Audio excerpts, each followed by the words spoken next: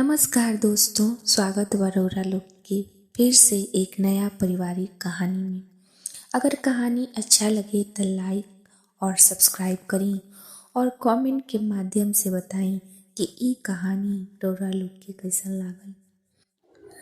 पिछला भाग में रउरा लोगन सुन्नी जा कि रीचा के माई भी बाथरूम में गईली और ओइजा से गायब हो गईली। काहे कि रीचा जब दरवाजा पर धक्का मरलस तो ओकर माई के सोना के आभूषण और हृदय में लागल पेसमेकर ओइजे पड़ा रहे। रीचा रोए लागल तो सौरभ ओकरा के समझैलस कि ओकर माई ओकर पापा के पीछे अनंत यात्रा पर गइल बड़ी, उ मरल नइखी। त रीचा आश्चर्य के भाव से सौरभ के देखे लागल।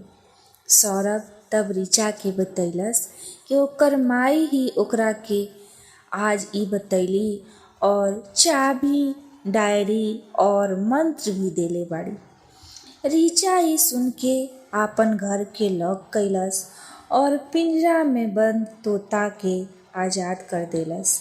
फिर पार्किंग से कार निकालकर सौरभ के साथ आपन पहाड़ी वाला घर की ओर चल देलस। सौरभ से रीचा पूछलस कि ई अनंत यात्रा क्या बला बा और सब बाथटब से कहाँ गायब हो जालन।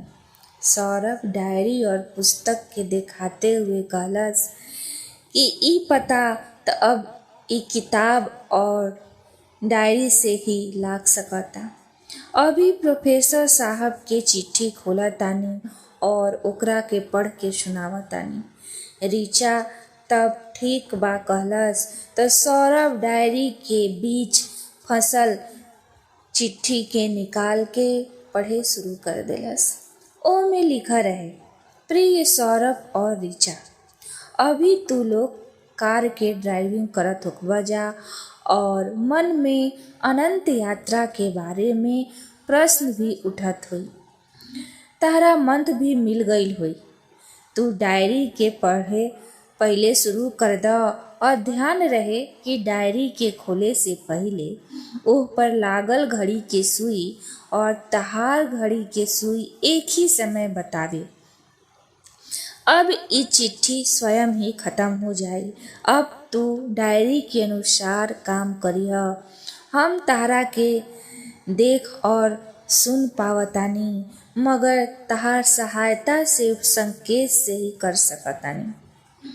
सौरभ के अंतिम पंक्ति पढ़ते ही वो चिट्ठी हवा के झोंका से खिड़की से बाहर चल गई और जब रीचा ब्रेक लगैलस तो दोनों देखलसन कि वो चिट्ठी में आग लाग गई बा। एक बार ही तो दोनों के मन में भय भइल, मगर अगला क्षण ही ई ख्याल आइल कि ई त चिट्ठी में ही लिखा रहे कि वो खुद ही नष्ट हो जाए। तो दोनों के डर खत्म हो गई। 8 घंटा लगातार गाड़ी चला के दोनों मैप के अनुसार पहाड़ी वाला घर पर पहुंचलसन। गाड़ी खड़ा करके रीचा सौरभ के दरवाजा खोले के कहलस। सौरभ ताला खोले की कोशिश कैलस, मगर ताला खुल ना पाई। अब रीचा कोशिश करे शुरू कैलस, मगर वो भी थक गई। रात होखे वाला रहे और बाहर जंगली जानवर के डर रहे। ऐसे सौरभ रीचा के गाड़ी के अंदर ही बैठे के कहलस। अब वो प्रोफेसर के याद करत रहे कि वो कोई मदद करतन तो सौरभ के मोबाइल पर मैसेज आइल जेमे सेंडर के नाम लिखा रहे हेल्थ मंत्रा। तो सौरभ चौंक गई। वो चाबी के ताला में डलस और पिशाच मंत्र बुदबुदाए लागल। परमेश्वर के सब संतान उहे बनैलन ई दुनिया जहान, धन भैनी जो हमरा के चुनल गईल, पिशाच विद्या सबके सुनल गई। मंत्र खत्म होते ही चाबी स्वयं ही गुम हो गई और चर चर के आवाज करते हुए केवाड़ी खुल गई और केवाड़ी के अंदर एक आलीशान महल लौकल।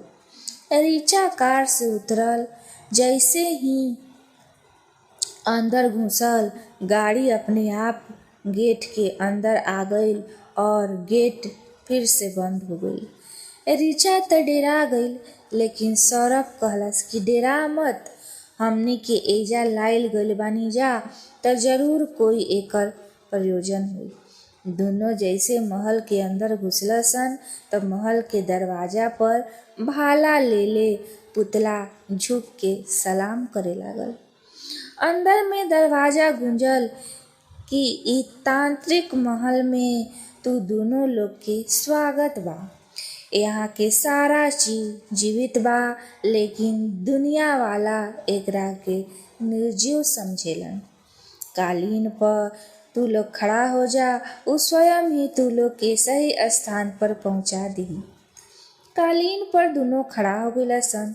कालीन स्वयं ही सरके लागल। दोनों एक बहुत बड़ा हॉल में पहुंचलसन, जहाँ एक बहुत बड़ा मूर्ति लाग रहे। मूर्ति के पास दोनों उ भगवान की मूर्ति समझ के सर झुकावे लगलसन। त मूर्ति बोले लागल कि हम राजा धीराज विक्रम के कुल पुरोहित हैं। जब राजा संवत शुरू कैले रहन त देवता के साथ साथ उनकर पिशाच से भी बड़ा मदद मिल रहे। हम पिशाच सिद्धि कैले रही, ऐसे केहू भी युद्ध में हमरा तरफ से पिशाच भी लड़त रहे। राजा विक्रम के अंग रक्षक के रूप में पिशाच उनकर कई बार प्राण बचेले रहे। राजा एक बार उनका से खुश भइलन और उनकर इच्छा पूछलन तो वो बोल पड़ल कि राजन, हम तो पिशाच हैं, हमनी के तो विधाता देवता के समान ही बनैले बान, लेकिन हमनी के जो मनुष्य जन्म में पाप कर्म कैले बानी जा, ओही से हमनी के काया करिया हो गइल बा और हमनी के हमेशा जलत रही ना जा।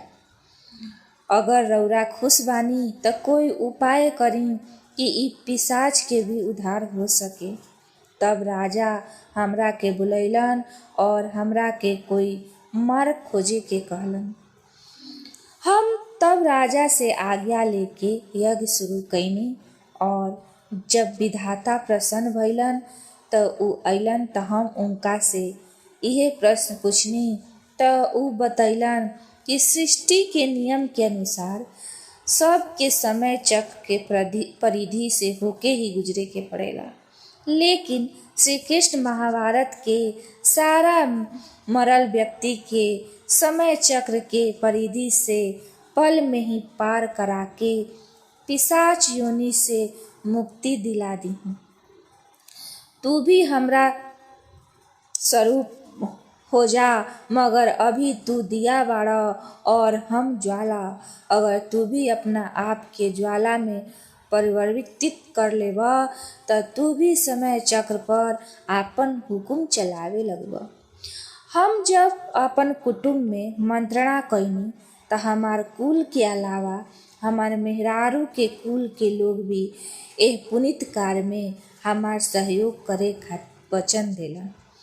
हम और हमार ससुराल के गोत्र के सभी लोग अपन आहुति दे देलन और समय चक्र के अनंत यात्रा पर निकल पड़लन। तू दोनों जब साधना पूर्ण करके अपन आहुति दे देबा, तब जाके हमार गोत्र वृक्ष तैयार हो जाए और फिर हम भी अनंत ऊर्जा बन के समय चक्र में परिवर्तन करे में सक्षम हो जाए। अब आगे बढ़ा और ग्रंथ के अध्ययन कर साधना मार्ग में अक्सर होके हमनी के ऊर्जा द, ताकि हम आपन अभिष्ट के प्राप्ति में सफल हो सके। ओकरा बाद वो मूर्ति चुप हो गई। आगे बढ़ला के बाद वो कालीन रुक गई और बोल उठल कि अब हम आगे नहीं जा सकत। रउरा लोग एजा से आगे बढ़े खातिर कुछ प्रश्न के जवाब दी जा। सौरभ और ऋचा दोनों कालीन से उतर गइलन और कालीन प्रणाम करके आगे बढ़ गई। आगे बढ़ते ही एक बड़का दरवाजा लौकल जेकर 2 गो आँख रहे। दरवाजा से आवाज आई रुक, कुछ प्रश्न के उत्तर द, तब तू लोग आगे बढ़ पैबा जा। लेकिन प्रश्न से पहले आपन गोड़ सामने के चमकत पत्थर पर रख।